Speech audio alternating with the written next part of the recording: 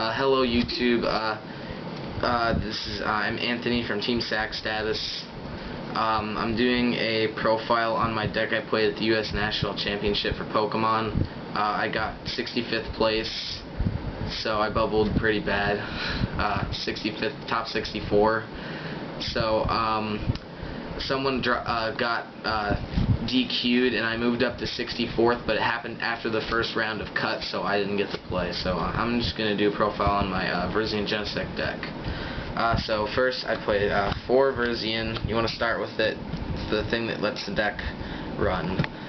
Then I played 3 Genesect, your main attacker. Solid card, really good ability. Lets you move up your opponent's Pokemon like a Pokemon catcher before the coin flip. Next you play 2/2 Raichu, basically to help you in your matchups against Yveltal and Lugia, because it hits for weakness.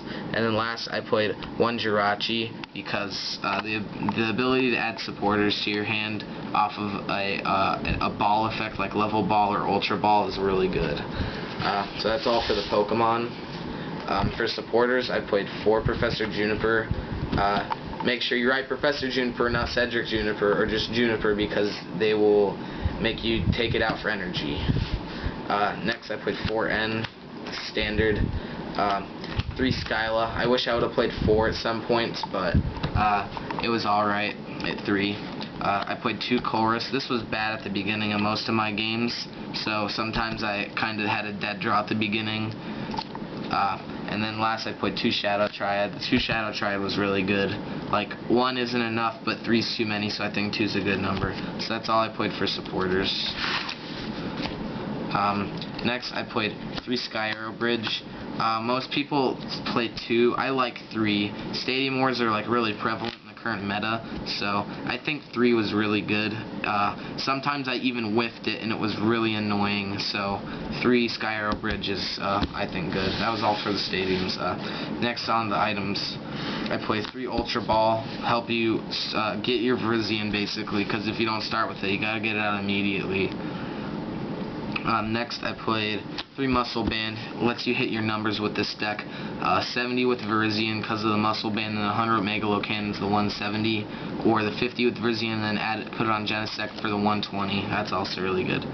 Next I play Energy Switch. This is to help get your Raichu set up, move energy off your Virizion with lots of damage. Just really good card. And then lots of 1-ofs. I played 1 Level Ball for Pikachu, Raichu, and Jirachi.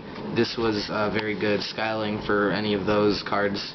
1 Tool Scrapper. I wish I would have played 2. There was a couple of times where I got guard blocked and I only had 1 Scrapper, and I had to discard it at the beginning of the game or just used it and I needed another one. Next, I played 1 Super Rod. This is good for putting back in Raichu lines, but mainly putting back Grass Energy, because this deck can run out of energy really quickly. So 1 Super Rod's good. 1 Chorus Machine. This is really good for charging up a Genesect really quickly, because you can get that crucial G booster off and on turn 2 if it needs to happen, or just to get your Plasma Energy into play. Manually attaching is usually better, but 1 Chorus Machine is decent. I played 1 Professor's Letter, so I could Skyla for energy basically, because if you whiff an energy attachment in this deck, it is like devastating. It really sucks. Next I play 1 Escape Rope. I think this and the 3 Sky Arrow allows me to get the Virizion out at the beginning of the game as often as possible, and also this can be really annoying to your opponent if they just want to keep their active. And last I played G-Booster. This is MVP of the tournament. I probably played 3 matches where I G-Boosted for all 3 knockouts. Usually 2 because of the 70 off the Virizion's Emerald Slash, but G-Booster was so good, and people didn't play Tool Scrapper in some of their decks or hit it, so G-Booster pretty much just won me most of my games. So that's all for the items. And last for the deck, I played 10 Grass Energy. I think 10's better than 9, because sometimes I just run out. Like if you have to discard it and you don't hit the Super Rod, it's kind of bad. So 10 Grass is good, and I played 4 Plasma, because you gotta play 4 Plasma when you have red signal available to you. So that's the deck profile. Next, I'm gonna go over a report for the tournament. Before the report, I have a serious question. Yes. So like, do you think this deck is gonna be good post rotation?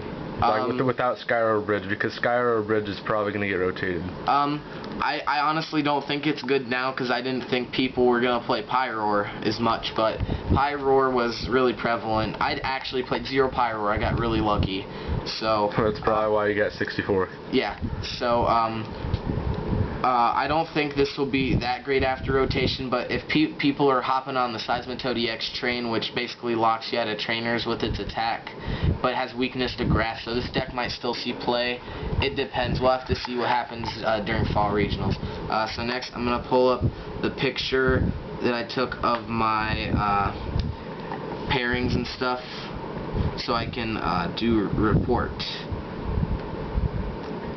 So I went 6-2-1 that day. It didn't show up.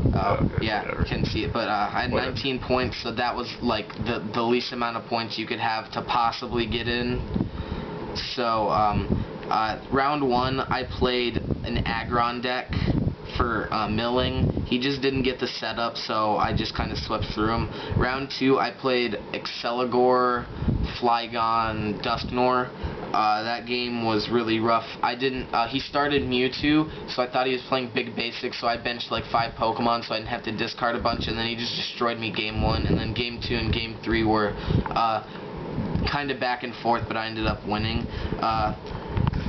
So I'm 2-0 at this point. Round 3, I tied against this guy named Austin Vance. He's a pretty cool guy. He was playing Yveltal Garbodor. He ended up making top 64, so congrats to him. We tied. Game 1 was really bad for him. I just drew really well, and he didn't draw the best, so that was not that great.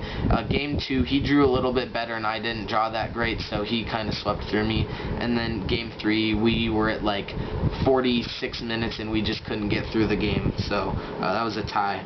Round 4, I played Chris Bianchi, who I believe also made top 64.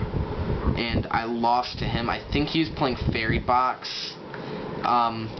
Game 1, he started Entei, and I'm like, well, crap. I lose because he has a fire Pokemon, and I'm not going to be able to do anything about this. So he took 4 prizes before I could do anything, and I whiffed a Grass Energy. So game 1 was terrible. Game 2, the worst game of my entire day. I started Pikachu, drew 6 energy, and prized 6 supporters, and he just destroyed me with Landorus. So that was terrible. Round 5, I played David Ballard. He was playing, I believe, Big Basics. I won against him. We went to game 1, I destroyed him. Game 2, I accidentally played 2 supporters and got a game loss because I shuffled my hand into the deck. And then game 3, I kind of beat him again, so that was a win. I was really salty about playing 2 supporters by accident because I was really nervous because I didn't want to lose again.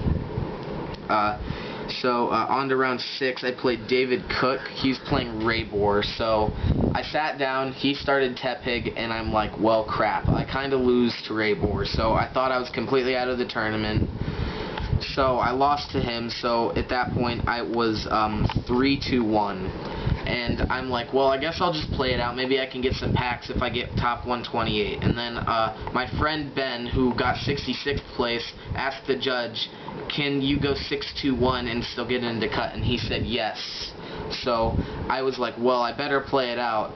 And so I decided to play it out, and I thought I had a possibility of getting into cut. So I go to round 7, I play Patrick Engel. He was playing Fairy Box, so this is my 3rd Fairy Box of the, no, this is my 2nd Fairy Box. So I played against him, and it was pretty one-sided both games, I think, for me, so I ended up winning against him. Round 8, I think I played against another Big Basics deck, Landorus, Mewtwo, Garbodor, Raichu. So I ended up playing that deck again. I ended up going to Game 3 because he took 4 prizes with Landorus. So we ended up going to Game 3, and I ended up winning that one because he ended me to 1, and I drew a Juniper, so I guess I got pretty lucky off that. But I ended up top decking the G booster for game after that, so that was pretty sacky, like sack really status. sacky, like sack status. I sack people. I also get sacked. And then we go to round 9. I know I have to win to have a chance at getting cut, and I ended up sitting down, and I was playing against a Yveltal Darkrai Raichu, so he wasn't playing Garbodor. I was really pleased to see he wasn't playing Garbodor, and Game 1 really quickly set up and destroy him pretty badly. Game 2, it's about 50-50 most of the time, and then he ended up winning that game. And then we go to Game 3, and I just kind of get the faster setup, and then at the end of the game I catch up as Keldeo and kill with a Raichu. So I was 6-2-1, I had 19 points, I knew I had a chance of getting cut, and then they post standings, and I look at my flight, and I'm 33rd. I was so disappointed. It was by 0.012%, or no, it was 0.12%, so less than 1%. Really disappointing. And then my friend Ben told me he also bubbled at 33rd by 1% again. So we are the bubble boys. The spooky tree curse. Yeah, spooky tree curse. Thanks, Wambolt. Played him at a beach tournament a couple weeks before, and he was playing Spooky Tree or Trevenant, and cursed us, so we both bubbled. Yeah. Anyways, thanks for watching the profile. This is a US Naps report for Pokemon. Thanks, Team Sack Status. See you later. Team Sack Status out. Bye.